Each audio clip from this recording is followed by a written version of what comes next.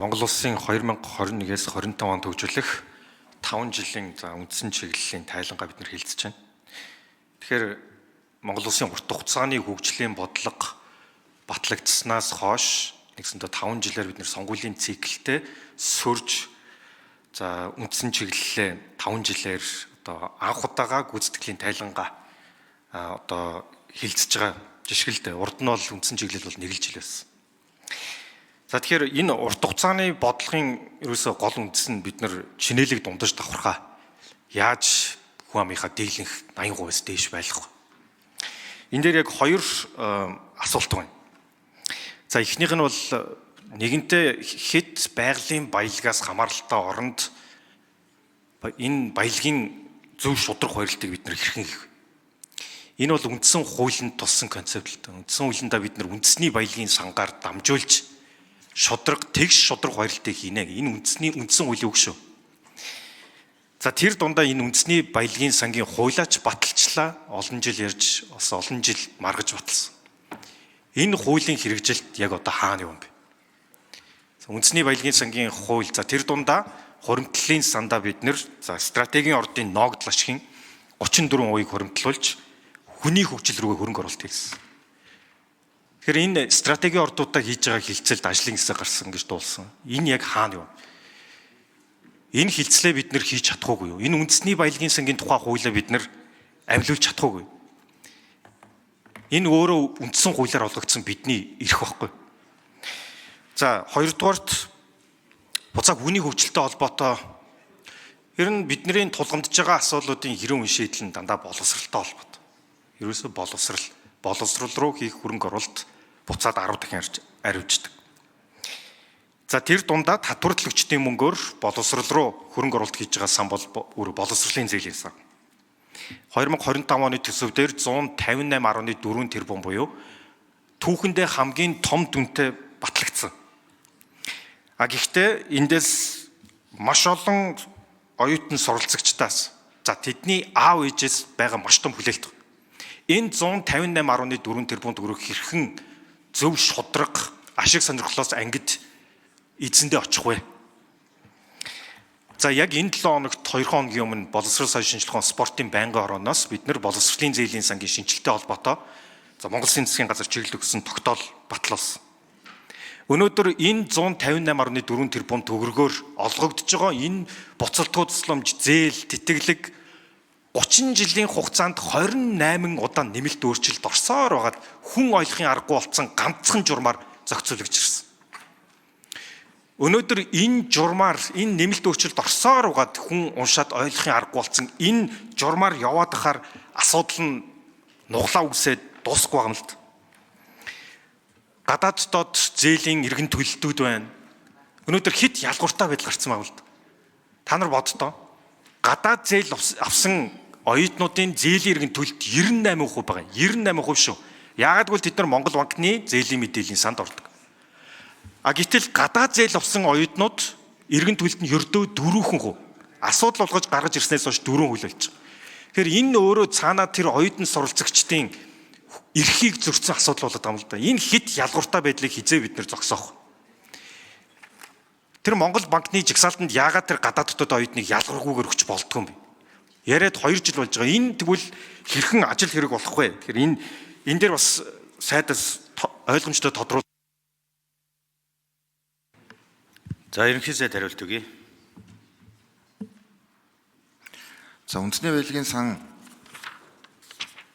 бас л энэ урт хугацааны хөгжлийн бодлого дээр тусгагдсан. Тэгээ яг дистралийнхаа дагуу л явж байгаа зорилго. Тэрнээс гинт шинээр гаргаж ирээд гинт шин юм бодож олцоод ингээд байгаад байгаа зүйл биш. Үндэсний баялагын сан энэ 5 жилийн зорилтын 4-ийн 6 дээр байгаа. Үндэсний баялагын сан байгуулна. Энэ асуудлыг 3 үе шаттай хэрэгжүүлнэ гэдэг. 4-ийн 6-гийн нэг дээр үндэсний баялагын санг эрх зүйн орчныг бүрдүүлнэ гэсэн. Бид нар хуулиа баталсан. 4-ийн 6-гийн 2 дээр баялагын сангийг засаглалын хувьд олон улсын зохистой зарчмуудыг тодорхойлж 3 сан болон холбогдох дүрмүүдийг батлуулна гэсэн. Үүнийгээ бид нар хийцэн. 4-ийн 6-гийн 3 дээр баялагын сангийн хууль зааснаа дагуу орлогын их үүсвэрүүдийг санд төвлөрүүлж нэгдсэн менежментийг зохион байгуулна гэсэн. энэ хэсэг дээрээ явж байгаа л гэж ойлгож байна. Одоо бид нар хилцэл хийж байгаа. Тэгээд баялагын санд бол сангууд бүрдэж байгаа. Одоо за Эрдэнэт болон одоо бусад оюутлогоо за бусад одоо стратегийн ордуудын 34% бол өнөөдөр иргэдийн хуримтлалын одоо данс болсон гэсэн үг. Энэ асуудлыг бид нар хариуцуулахын төлөө хилцлүүд хийгээд явж байгаа. За энэ дээр бид нар парламентын баталж өгсөн хуулийг л хэрэгжүүлж байгаа. За нөгөө талаараа баялагын сангийн эрх зүйн орчинд орооногийн гэрээ хийгдсэн. Энэ хамаагүй давуу талтай гэрээ болсон өмнөх гэрээнүүдээс. Тийм учраас бид нар үндэсний баялагын сангийн одоо энэ хууль тэгээд цаашлаад яаж хэрэгжих үү гэдэг зүйл дээрээ илүү төвлөрөөд явахд бол баялагын сангийн одоо бүрдэлт бол за энэ жил эх жил гэхэд бол одоо илүү тодорхой болчих юм боломжтой байгаа гэдгийг хариулъя. За боловсролын хувьд чухал за боловсролын хувьд бол боловсролын салбарыг бид нар энэ бол зүгээр ингээд нэг салбар гэж бол бас харж болохгүй. Наранбаяр сайд сууж ин боловсрол өөрөө хөтөлмөрийн зах зээлийг бүрдүүлэх ирээдүйн одоо манай хүний нөөцийн асуудал. Боловсролын салбар Монгол улсыг авч явах ирээдүйн иргэд юунд ичгэж найдах вэ гэдэг төлөвшил авах тухай асуудал. Боловсролын салбар өөрөө гэр бүлийн асуудал. Боловсролын салбар өөрөө эдийн засгийн асуудал. Боловсролын салбар өөрөө инновацийн асуудал. Тийм ч учраас боловсролтой холбоотой бас олон реформуудыг одоо манай Инх хамгааллын сайд өнгөрсөн хугацаанд эрх зүйн хувьд нь бол бүрдүүлсэн. Боловсролын салбар өөрөө төвчрлийн асуудал. Тийм учраас бид нар эх жилийг одоо засгийн газраас боловсролын одоо багц асуудлыг дэмжих ийм одоо жил болох нь зүйтэй гэж засгийн газар дээр бол яригдж байгаа. Би бас парламентын гишүүдтэй уриалж байна. За бид нар яагаад ингэж жил болоод зарлаад байна вэ гэхээр санхугаа илүү тодорхой нэг салбар руу үр дүнтэй зарцуулахын тулд л тэгээд байна. Тийм учраас бид нар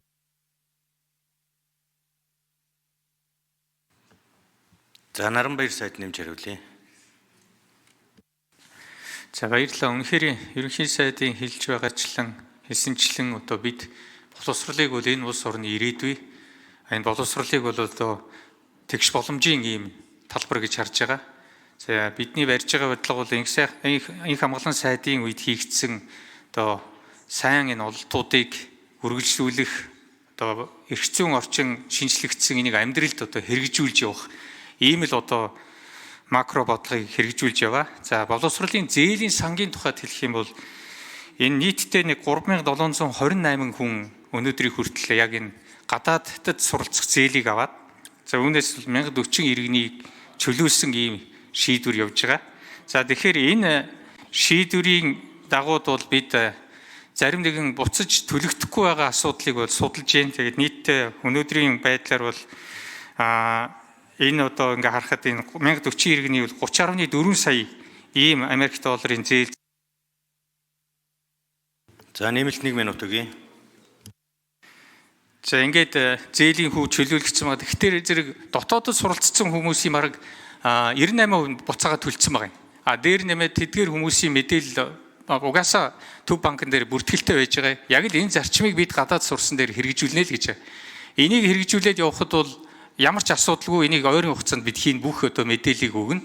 Харин нэг зүйлийг ихэд боловсролын зээлийн санхаар гадаадд суралцаад төгсөөд ирээд эх орондоо хувь нэмрээ оруулаад ажиллаж амьдраад ингэ явж байгаа маш сайн ийм ололттой талууд бас байгаа шүү. Энийг бас энд бас би хариуцлагатайгаар мэдэгдээ. Энэ улсын хурлын энэ чуулганы танхим сууж байгаа хүмүүс дотор ч гэсэн яг л энэ зарчмаар яваад эргэж ирээд эх орныхоо хөгжилд хувь нэмрээ оруулж байгаа маш олон хүмүүс бий. Тэгэхээр эдгээр хүмүүсийн энэ гэрээгээр хүлээс үүргээ биелүүлсэн тохиолдолд хэрхэн чөлөөлөх вэ гэдэг энэ бол хуулийн хүрээнд л шийдэгдээд явна. Энд ямар нэгэн улс төрчилт бол байхгүй. Бид харин ийм байдлаар шудраг хандна гэдгээл илэрхийлье. Баярлалаа. За Батнайрамд гишүүн тодруулж сууя. За Наранбаяр сайд яг наа чи яригдаад одоос 2 жил болж байгаа юм л та. Тэгэхээр нөгөө яг шударгаар явсан бас арын алгаар явсан 2 хүүхэд нэг сагсан дотор байгаад л асуудал байгаа юм л да. Энийг цэгцлэх хэрэгтэй байна. Тэр Монгол банкны зээлийн мэдээллийн санд гадаад нь дотоод нь ордгоо гадаад нь ордгоо 2 жил яригдж байгаа шүү дээ. Ингээд яриад байхгүй яг ажил хэрэг болгомоор байна. Энэ дээр маш олон эцэг эхнэрийн гомдлууд ирээд байгаа байхгүй. Хүүхдүүдийн гомдол. За тэгээ үндэсний баялагын сангийн тухай хуулийн хэрэгжилтээр ч гэсэн ер нь энэ стратегийн ордуудын талаар бид нар үндсэн хуулиар болгосон мэдэх хэрэгтэй шүү дээ. Өнөөдөр энэ сүүлийн бараг 20 жил явагдсан аудитын дүгнэлт авах гэсэн бүгд л бахан нууцтай байдаг юм. Юуг нь ч нуудгийн. Яагаад нээлттэй болгож болдгүй. Тэгэхээр энэ мэдэх эрхийг бид нэр энэ 3.5 сая иргэнд хангах ёстой. Энэ өөрөө үндсэн хуулиар болгогдсон бас зарчим. Тэр нууцт байгаа одоо тайлангуудыг авч амжааг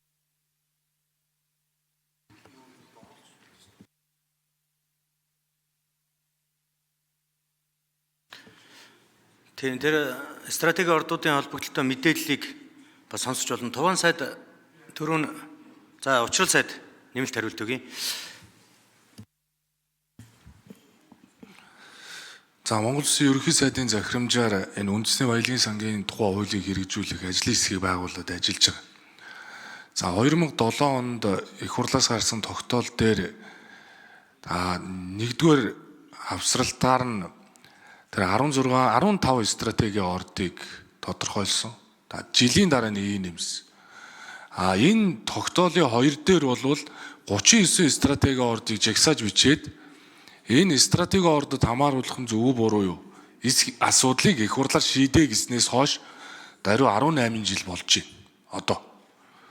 Тэгэхээр яагаад энэ цаг хугацаанаас хойш энэ ажлыг хийгээгүй вэ гэдэг дээр анхаарах хэрэгтэй. За засгийн газрын энэ авилгатай тэмцэж байгаа нээлттэй ил тод байдлыг хангуулах асуудал дээр шилэн ажиллагаа явагдсан. Үүний хүрээнд 815 мянган юнит гэж мэдээлэл ил болсон. Үүний тусламжтайгаар өнөөдөр төсөвлөлтч бай төлөвлөлт. За 1 минут нэмж өгье. За төсөвлөлтч бай төлөвлөлтч бай хяналтч бай нэг тогтолцоо руу шилжсэн үр дүнд засгийн газар өнөөдөр шийдвэр гаргалтанд их хөгжлийг ашиглах бололцоо бүрдсэн. Бүх мэдээллийг real time-аар харж. Хэрвээ нууц тамааруулсан байгаа ийм асуудал байх юм бол зайлшгүй одоо эргэж харах ёстой. Тэгээ энэ ч утгаараа бол бид нар энэ ордуудыг нээлттэй болгох, энэ мэдээллийг олон нийтэд одоо мэдэх эрхийг нь хангуулах чиглэлээр цаашдаа бол бас бодиттой ажлуудыг хийгээ явна. За боловсролын зээлийн сангийн мэдээлж гэсэн бүгдээрээ одоо ил тод болсон. Тэгэхээр боловсролын салбарч гэсэн өнөөдөр энэ нээлттэй мэдээлэл дээр дүн шинжилгээ хийгээд шийдвэр гаргуулах болцоо одоо бүрэн дүүрэн байгаа гэдгийг хэлье. За тэгээ энэ чиглэлээр улсын хурал дээр нээлттэй мэдээлэл хийх үүргийг бас өнөөдөр бас хэлцэж байгаа асуудалтай холбогдуулж өхөн зүйтэй байх гэж бодож байна. Тэгээд мэдээж засгийн газар бэлтгэл хангаад хизээ яаж өргөн барьж мэдээлэл хийх үү гэдгээ шийдэх ёстой болов гэж. Энэ Наранбаяр сайдын улсын хурлын гишүүн Батнайрамдал за мөнгөн цогийн ган хүлэг тэргүүтэй гишүүд одоо энэ боловсролын зээлийн сангийн асуудлыг сүүлийн үед маш их хөндөж ярьж байгаа. Ярьж байгаа үндсэн шалтгаан бол илүү нарийн хвчилж хуулийг нь илүү тодорхой болгож өгөх шаардлага байна л гэдэг талаас нь үзээд байна. Аль нь зээл байх юм, аль нь тэтгэлэг байх юм, тийм ээ? За тэгээд тэрийг эргээд төлсөн төлөөгүйтэй холбоотой асуудал нь гадаад дотоод гэж ялахгүйгээр асуудлыг ижил зарчмаар хандмаар байна гэдэг асуудал байн хөндөгдөж байгаа. Тэгэхээр ер нь ойрын үед энэ улсын хурлын даргын захирамжаар байгуулагдсан ажлын хэсэгтээ хамтраад энэ хуулиа боловсруулж илүү наривчилж орж ирэх нь зүйтэй. Түрүүнд бас яригдж байна одоо малчны хүүхдийг одоо нэг хүүхдийг үн төлбөргүй сургахтай холбоотой асуудал хуулиар заагдсан мөртлөө хэрэгждэг гэдэг нэг асуудал байна. Сая одоо улсын хурлын гишүүд чуулганы завсралгаанаар орон нутагт очиж ажиллахад хууль батлагдчихад хуулиас давсан журмын хэрэгжилт нь өөрөө хуулийг зөрчөөд байгаа зүйл гарч ийнэ л гэж байна. Жишээлбэл одоо орон нутагт ажиллаж байгаа багш 15-аас дээш жил ажилласан тохиолдолд нэг хүүхдийн төрөөс үн төлбөргүй сургана гэдэг хуулийн заалт байгаа мөртлөө яг 15-аас дээш жил ажилласан багш хүүхдээ сургах гэхээр боловсролын яамнаас тодорхой журам гаргаад чиглэл заачиж байгаа. Тэгэхээр нөгөө багшийн хүүхд заавал боловсролын яамнаас заасан тэр чиглэлийн сурах ёстой гэдэг ийм шаардлага тавигдаад ирэхээр хууль нэг өөр байгаад байдаг. Хуулиас давсан эрх хэрэгжүүлж байгаа журам өөрөө эрх зөрчиж гэнэ гэдэг асуудал давхар хөндөгдөд байгаа. Тэгэхээр энэ бүгдийг одоо нэг цогцоор нь авч асуудлыг шийдвэрлэх тал дээр санаачлагтай ажиллах нь зүйтэй. Батнайрамдал гишүүнтэй санал нэг байна. 2-3 жилийн асуудал олон нийтийг бухимдуулсан сэдв байсаар л байгаад байна. Энийг шийдэхгүй. Тэгэхээр энэ дээр одоо ингээ анхаарах нь зүйтэй гэж ингэж үзэж байна.